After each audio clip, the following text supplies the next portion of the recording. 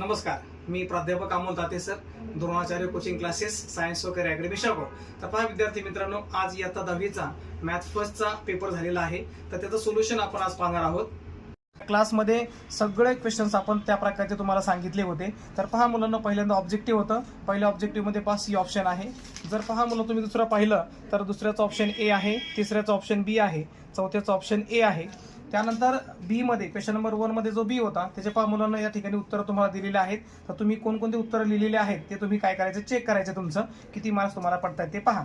तर पहा मुलांना, असे क्वेश्चन आहेत. अतिशय सोपा पेपर त्या ठिकाणी होता. त्याच्यानंतर क्वेश्चन नंबर 2 ऍक्टिव्हिटीमध्ये मुलांना अतिशय सोपी ऍक्टिव्हिटी आहे. बुकमध्ये तुम्हाला जी ऍक्टिव्हिटी दिलेली आहे सेम त्याच प्रकारची ऍक्टिव्हिटी तिथं आहे.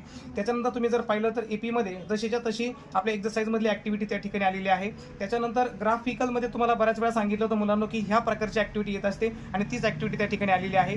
तर बी मध्ये तुम्ही पाहिलं तर आपला प्रोबॅबिलिटी जो चॅप्टर आहे त्याच्यावरती एकदम सिंपल क्वेश्चन त्या ठिकाणी विचारलंय मुलांना. तुम्हाला प्रोबॅबिलिटी विचारलेली आहे पी ऑफ ए त्या ठिकाणी आपण काढली आहे मुलांना. त्यानंतर सायमल्टेनियस इक्वेशन सॉल्व्ह करायचं आहे. अतिशय सोप्या पद्धतीचं एक्झाम्पल तुम्हाला विचारलंय.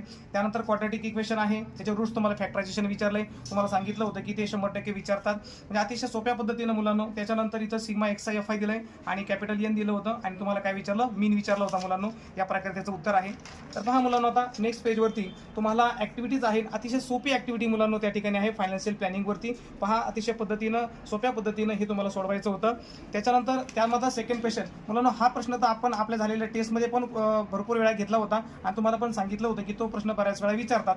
तोच प्रश्न त्या ठिकाणी विचारलाय आणि तुम्हाला मुलांना सांगितलं होतं की हा क्वेश्चन बऱ्याच वेळा रिपीट झालेला आहे. आपल्या टेस्टमध्ये सुद्धा आपण घेतला होता आणि तोच क्वेश्चन त्या ठिकाणी परत तुम्हाला विचारलाय.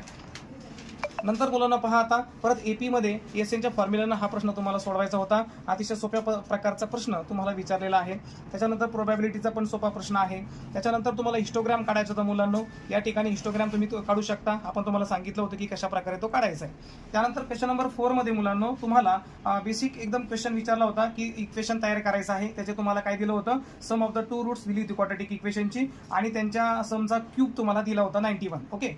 त्याच्यानंतर मुलांना पहा, एक ऍक्टिव्हिटी टाइपच होतं मुलांना. तुम्हाला एक क्वेश्चन विचारले होते, सोपा प्रश्न त्या ठिकाणी विचारला होता फायनान्शियल प्लॅनिंग वरती. हे त्याचे मुलांना काय आहेत, आन्सर्स आहेत. त्याच्यानंतर पहा मुलांना, पुढच्या पेजवरती आता तुम्हाला मीडियन विचारलं होतं. सांगितलं होतं मीडियन किंवा मोड यापैकी एक क्वेश्चन तुम्हाला त्या ठिकाणी 100% विचारतात आणि हा मीडियनचा क्वेश्चन तुम्हाला विचारला, हे त्याचा आन्सर आहे.